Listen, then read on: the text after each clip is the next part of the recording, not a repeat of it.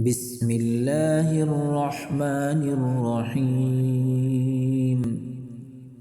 الحمد لله الذي أنزل على عبده الكتاب ولم يجعل له عوجا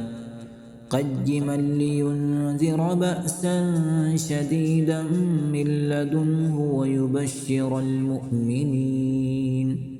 ويبشر المؤمنين الذين يعملون الصالحات أن لهم أجرا حسنا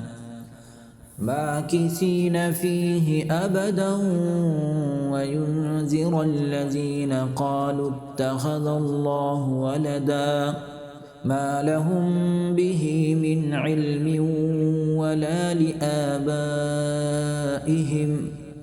كبرت كلمة تخرج من أفواههم إن يقولون إلا كذبا فلعلك باخع نفسك على آثارهم إن لم يؤمنوا بهذا الحديث أسفا إنا جعلنا ما على الأرض زينة لها لنبلوهم أيهم أحسن عملا وإنا لجاعلون ما عليها صعيدا جرزا أم حسبت أن أصحاب الكهف والرقيم كانوا من آياتنا عجبا إذ أوى الفتية إلى الكهف فقالوا ربنا آتنا من لدنك رحمة وهيئ لنا من أمرنا رشدا فضربنا على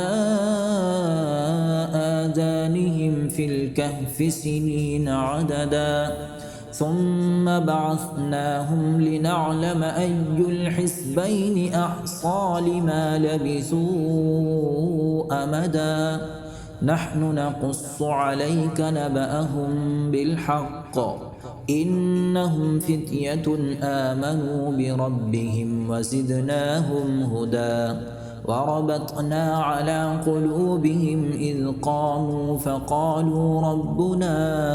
فقالوا ربنا رب السماوات والأرض لن ندعو من دونه إلها لقد قلنا إذا شططا هؤلاء قومنا اتخذوا من دونه آلهة لولا يأتون عليهم بسلطان بين فمن أظلم ممن افترى على الله كذبا وإذ اعتزلتموهم وما يعبدون إلا الله فأووا إلى الكهف ينشر لكم ربكم من رحمته ويهيئ لكم من أمركم مرفقا وترى الشمس إذا طلعت تزاور عن كهفهم ذات اليمين وإذا غربت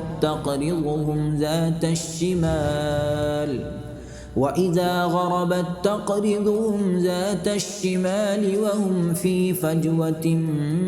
منه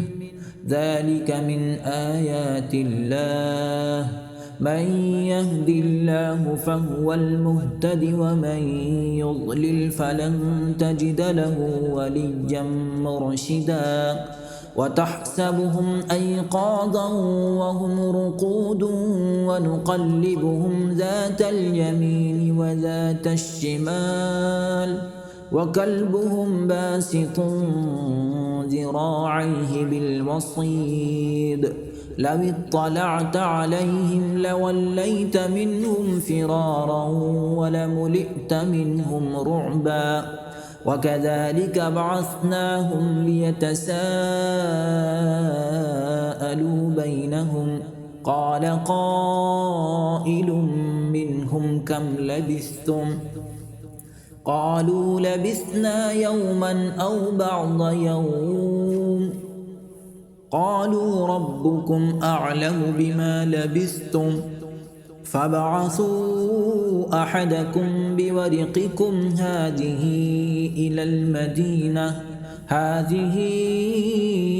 المدينة فلينظر أيها أزكى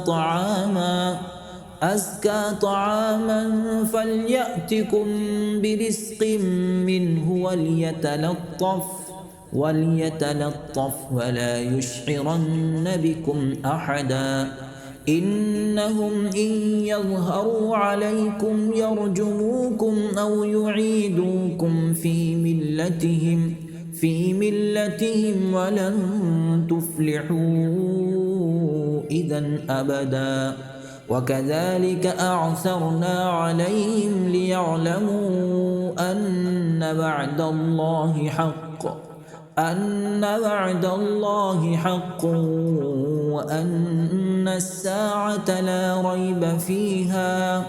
إذ يتنازعون بينهم أمرهم فقالوا ابنوا عليهم بنيانا ربهم أعلم بهم قال الذين غلبوا على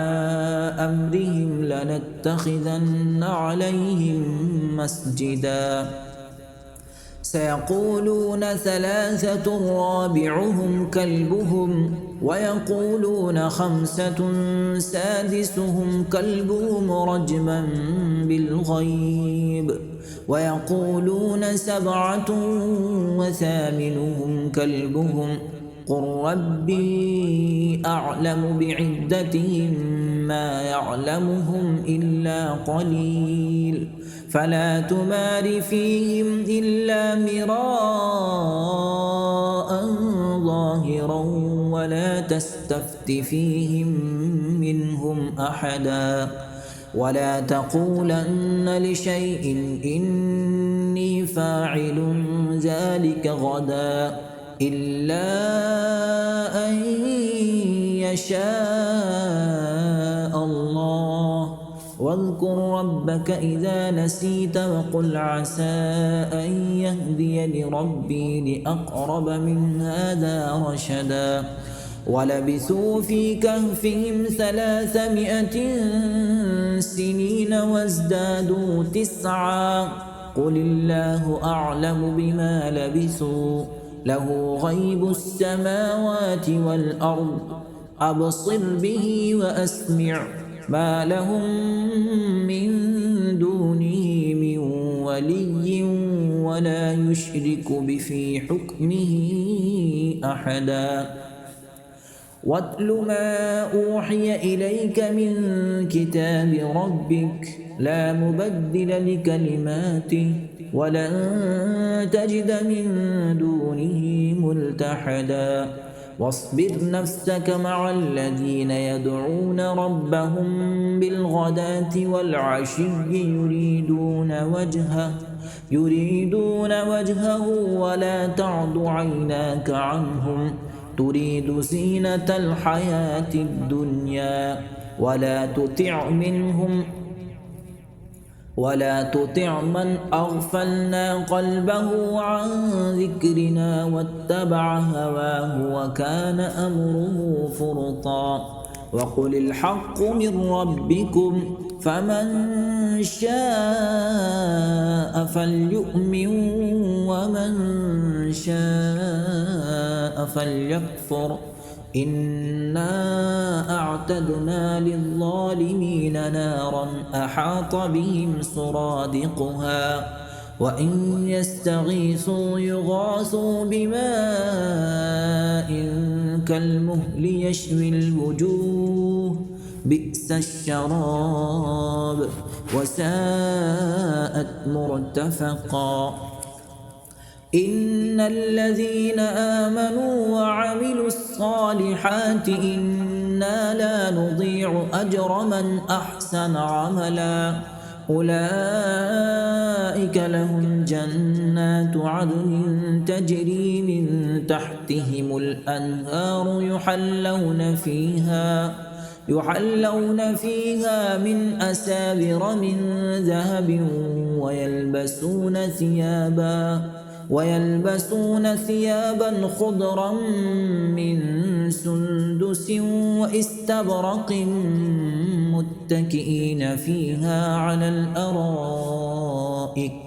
نعم الثواب وحسنت مرتفقا. واضرب لهم مثل الرجلين جعلنا لأحدهما جنتين من أعناب وحففناهما بنخل وجعلنا بينهما زرعا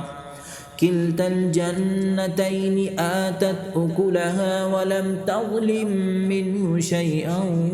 وفجرنا خلالهما نهرا وكان له ثمر فقال لصاحبه وهو يحاوره أنا أكثر منك مالا وأعز نفرا ودخل جنته وهو ظالم لنفسه قال ما أظن أن تبيد هذه أبدا وما أظن الساعة قائمة ولئن رددت إلى ربي لأجدن خيرا منها منقلبا. قال له صاحبه وهو يحاوره أكفرت بالذي خلقك من تراب ثم من نطفة ثم سواك رجلا لكن هو الله ربي ولا أشرك بربي أحدا. ولولا إذ دخلت جنتك قلت ما شاء الله لا قوة إلا بالله إن ترني أنا أقل منك مالا وولدا فعسى ربي أن يؤتيني خيرا من جنتك ويرسل عليها حسبانا من السماء فتصبح صعيدا زلقا أو يصبح ماؤها غورا فلن تستطيع له طلبا. وأحيط بثمره فأصبح يقلب كفيه على ما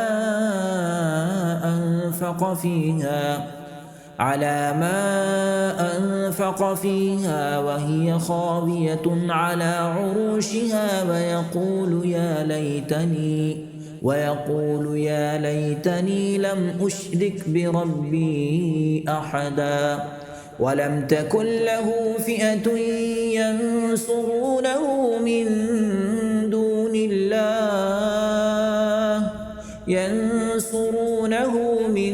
دون الله وما كان منتصرا. هنالك الولاية لله الحق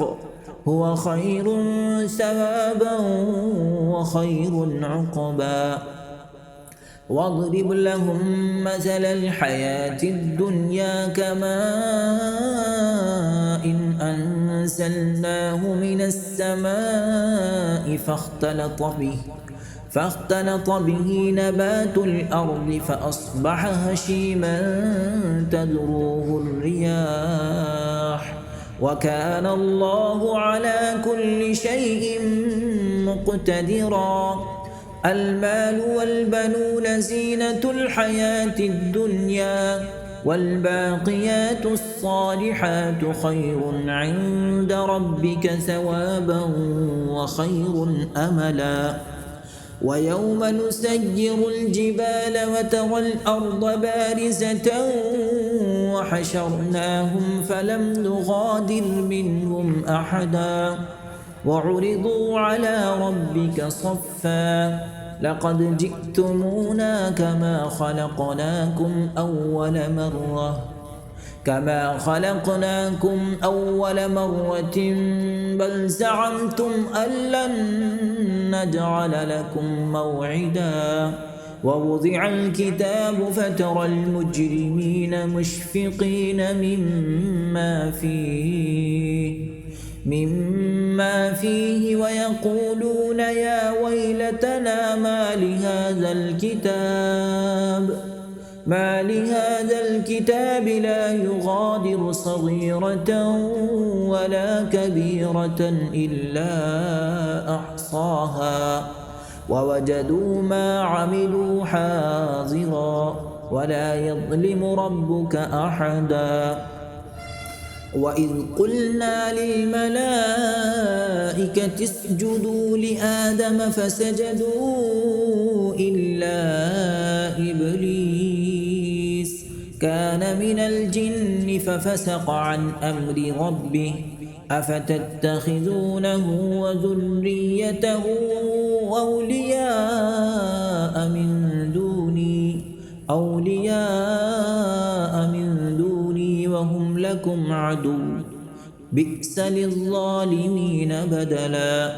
ما أشهدتهم خلق السماوات والأرض ولا خلق أنفسهم وما كنت متخذ المضلين عضدا. ويوم يقول نادوا شركائي الذين زعمتم فدعوهم فلم يستجيبوا لهم وجعلنا بينهم موبقا. ورأى المجرمون النار فظنوا أنهم مواقعوها ولم يجدوا عنها مصرفا. ولقد صرفنا في هذا القرآن للناس من كل مثل وكان الإنسان أكثر شيء جدلا. وما منع الناس أن يؤمنوا إذ جاءهم الهدى ويستغفروا ربهم إلا أن تأتيهم سنة الأولين أو يأتيهم العذاب قبلا. وما نرسل المرسلين إلا مبشرين ومنذرين ويجادل الذين كفروا بالباطل ليدحضوا به الحق واتخذوا آياتي وما أنذروا هزوا. ومن أظلم ممن ذكر بآيات ربه فأعرض عنها ونسي ما قدمت يداه. إنا جعلنا على قلوبهم أكنة أن يفقهوه وفي آذانهم وقرا وإن تدعوهم إلى الهدى فلن يهتدوا إذا أبدا. وربك الغفور ذو الرحمة لو يؤاخذهم بما كسبوا لعجل لهم العذاب بل لهم موعد لن يجدوا من دونه موئلا. وتلك القرى أهلكناهم لما ظلموا وجعلنا لمهلكهم موعدا. وإذ قال موسى لفتاه لا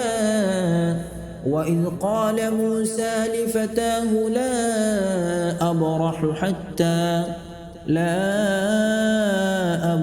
حتى أبلغ مجمع البحرين أو أمضي حقبا. فلما بلغا مجمع بينهما نسيا حوتهما فاتخذ سبيله في البحر سربا. فلما جاوزا قال لفتاه آتنا غداءنا لقد لقينا من سفرنا هذا نصبا.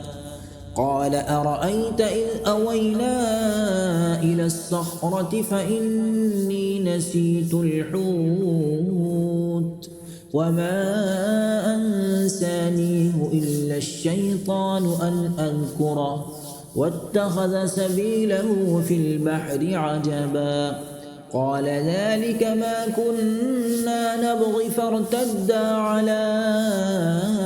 آثارهما قصصا فوجدا عبدا من عبادنا آتيناه رحمة من عندنا وعلمناه من لدنا علما قال له موسى هل أتبعك على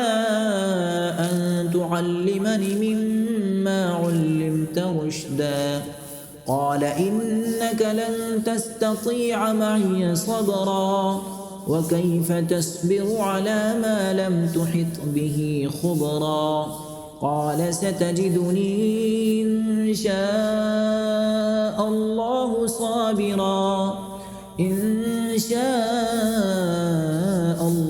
صابرا ولا أعصي لك أمرا قال فإن اتبعتني فلا تسألني عن شيء حتى أحدث لك منه ذكرا فانطلقا حتى إذا ركبا في السفينة خرقها قال أخرقتها لتغرق أهلها لقد جئت شيئا إمرا قال ألم أقل إنك لن تستطيع معي صبرا قال لا تؤاخذني بما نسيت ولا ترهقني من أمري عسرا فانطلقا حتى إذا لقيا غلاما فقتله قال أقتلت نفسا زكية بغير نفس لقد جئت شيئا نكرا قال ألم أقل لك إنك لن تستطيع معي صبرا قال إن سألتك عن شيء بعدها فلا تصاحبني قد بلغت من لدني عذرا فانطلقا حتى إذا أتيا أهل قرية استطعما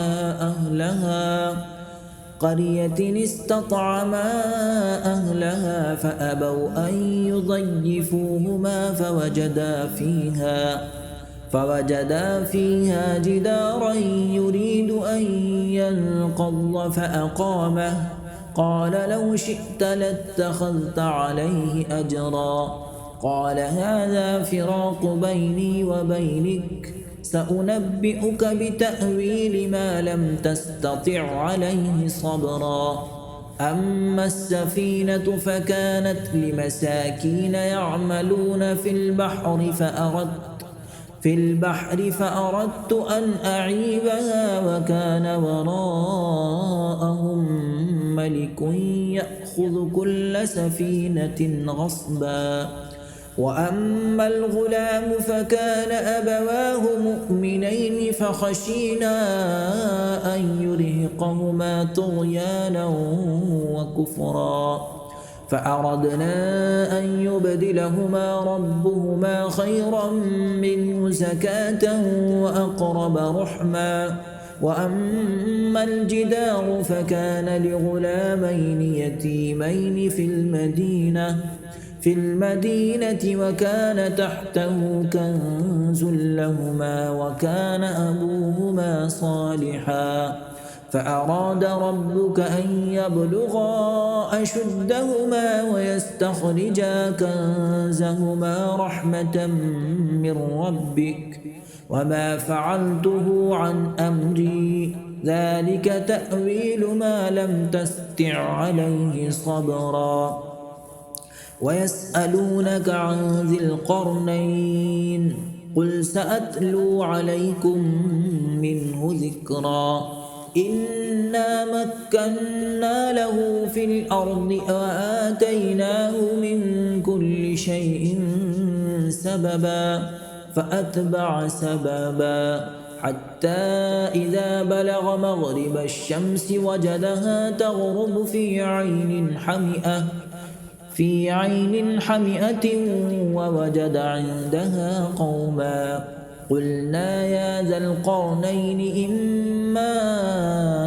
أن تعذب وإما أن تتخذ فيهم حسنا قال أما من ظلم فسوف نعذبه ثم يرد إلى ربه فيعذبه عذابا نكرا وأما من آمن وعمل صالحا فله جزاء الحسنى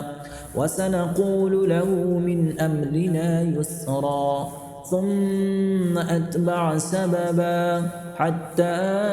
إذا بلغ مطلع الشمس وجدها تطلع على قوم لم نجعل لهم من دونها سترا كذلك وقد أحطنا بما لديه خبرا ثم أتبع سببا حتى إذا بلغ بين السدين وجد من دونهما قوما لا يكادون يفقهون قولا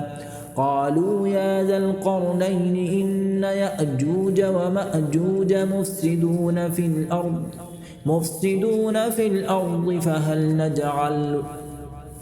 مفسدون في الأرض فهل نجعل لك خرجا على أن تجعل بيننا وبينهم سدا قال ما مكني فيه ربي خير فأعينوني بقوة أجعل بينكم وبينهم ردما آتوني زبر الحديد حتى إذا ساوى بين الصدفين قال انفخوا حتى إذا جعله نارا قال آتوني أفرغ عليه قطرا فما استطاعوا أن يظهروه وما استطاعوا له نقبا فما استطاعوا أن يظهروه وما استطاعوا له نقبا قال هذا رحمة من ربي فإذا جاء وعد ربي جعله دكاء وكان وعد ربي حقا وتركنا بعضهم يومئذ يموج في بعض ونفخ في الصور فجمعناهم جمعا وعرضنا جهنم يومئذ للكافرين عرضا الذين كانت أعينهم في غطاء عن ذكري وكانوا لا يستطيعون سمعا أفحسب الذين كفروا أن يتخذوا عبادي من دوني أولياء إنا أعتدنا جهنم للكافرين نزلا قل هل ننبئكم بالأخسرين أعمالا الذين ضل سعيهم في الحياة الدنيا وهم يحسبون أنهم يحسنون صنعا أولئك الذين كفروا بآيات ربهم ولقائه فحبطت أعمالهم فلا نقيم لهم يوم القيامة وزنا ذلك جزاؤهم جهنم بما كفروا واتخذوا آياتي ورسلي هزوا إن الذين آمنوا وعملوا الصالحات كانت لهم جنات الفردوس نزلا خالدين فيها لا يبغون عنها حولا قل لو كان البحر مدادا لكلمات ربي لنفد البحر قبل أن تنفد كلمات ربي ولو جئنا بمثله مددا قل إنما أنا بشر مثلكم يوحى إلي أنما إلهكم إله واحد فمن كان يرجو لقاء ربه فليعمل عملا صالحا ولا يشرك بعبادة ربه أحدا.